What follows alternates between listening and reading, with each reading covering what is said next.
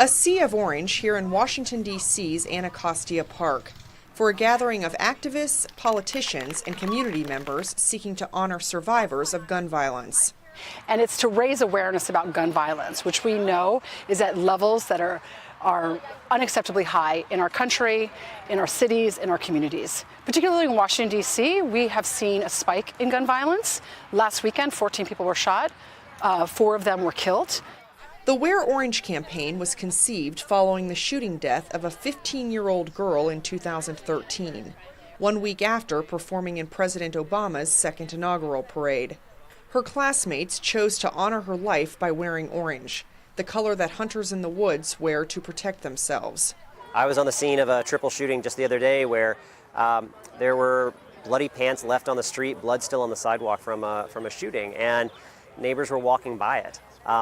That tells me that there's a level of acceptance, and that's unacceptable.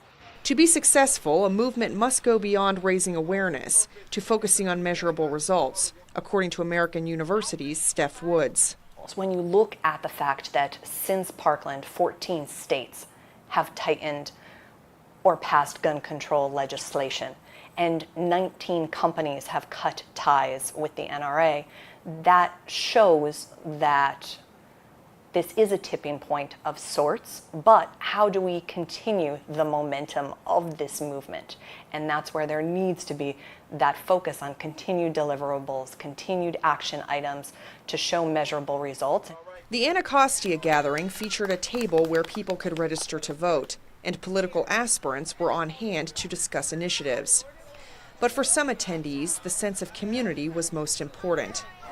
I think in some ways it's a celebratory event where so much of the other work that we do is very organized and focused and lobbying and so forth. Here it also gives us a chance to connect with each other. This event was one of hundreds of gatherings, rallies, barbecues, and marches taking place from June 1st to 3rd across the U.S. Hi, everyone. Jill Craig, VOA News, Washington.